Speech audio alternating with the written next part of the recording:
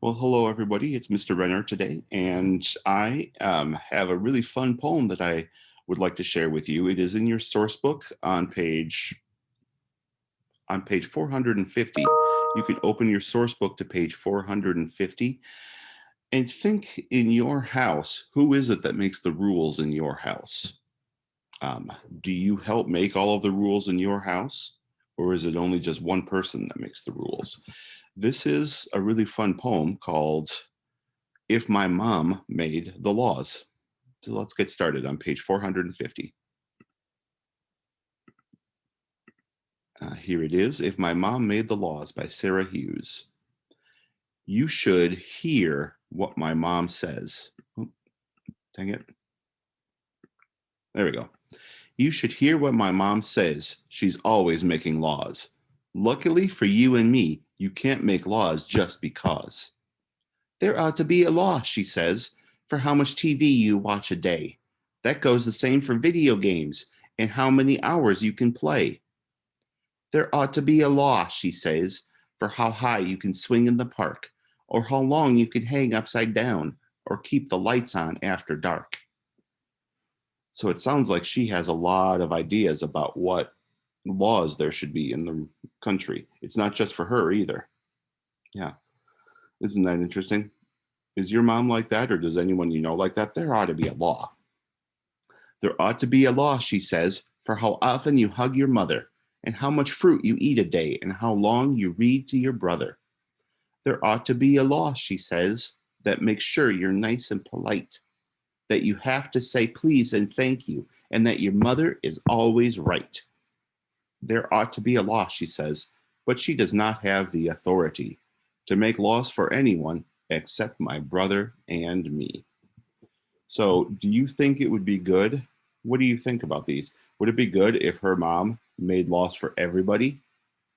That there would be a law about how much TV you can watch and how many video games you can watch and how much fun you can have at the park and how to be polite and how to treat people. Some of the laws would be nice, but not all of them would be nice. But she does have the authority over her brother and me. One thing I want to pay attention to, this is a really fun poem and it's an excellent poem. It has two things that a lot of poems have. The first one is rhyming. And I want you to think if you could hear what the rhyme is in this first stanza. A bunch of lines together in a poem, and then a space, and then another set of lines in a poem is called a stanza. In this poem, there are 4 lines in each stanza. I'm going to read 2 of them, and you tell me where the rhymes are. You should hear what my mom says. She's always making laws. Luckily for you and me, you can't make laws just because. There ought to be a law, she says, for how much TV you watch a day. That goes the same for video games and how many hours you can play. And another thing she does that a lot of good poets do is she repeats some things. In normal good writing, like in prose writing, you don't always want to use the same word over and over. But in poetry, it actually is good because it helps set up a rhythm. And look at all of these that start with the same set of words. There ought to be a law, she says, for, and then in the next line, she says, for. There ought to be a law, she says, for. So the first line in each stanza seems to be the same. There ought to be a law, she says. There ought to be a law, she says. And then the second and fourth line rhyme. There ought to be a law, she says. For how often? There ought to be a law, she says. There ought to be a law, she says. This is a good poem. It starts out with kind of an introduction that tells you what it's about. There's repeating things. Every stanza has the same first line, and there's rhyming. Isn't that awesome? Well, today is also Wednesday, so we are going to be showing you some vocabulary, okay? Let's see what we have there. There it is.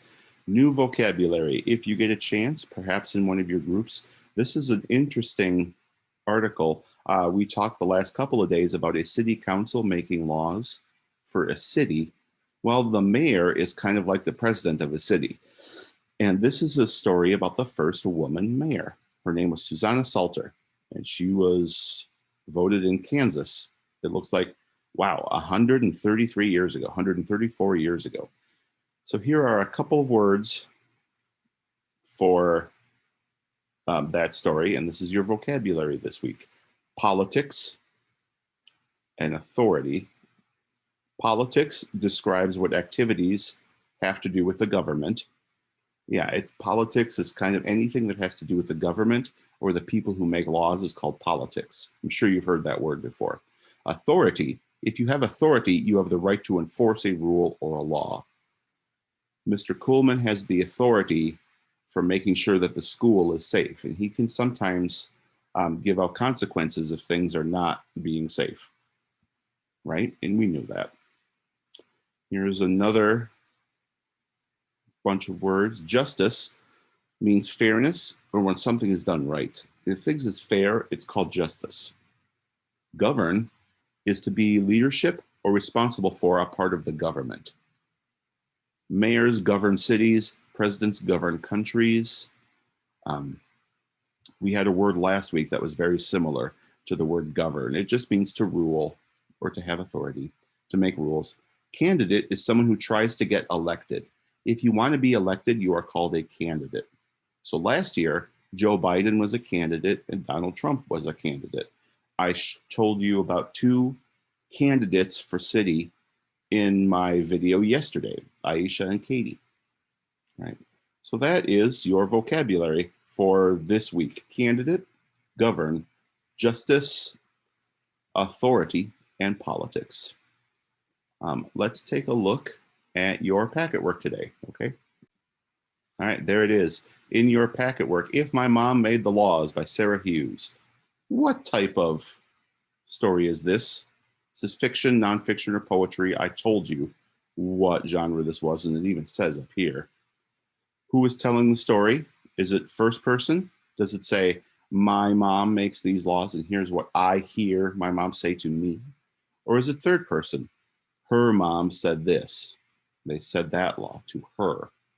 Read this passage from If My Mom Made the Laws. You should hear what my mom says. She's always making laws. Just because, luckily for you and me, you can't make laws just because. How do you know this poem is told from first person? Well, I gave you that answer up here. Here's what words they use in first person. See if you can figure that out. Okay? That's it for today. I hope you all have a wonderful day, and I will see you all tomorrow.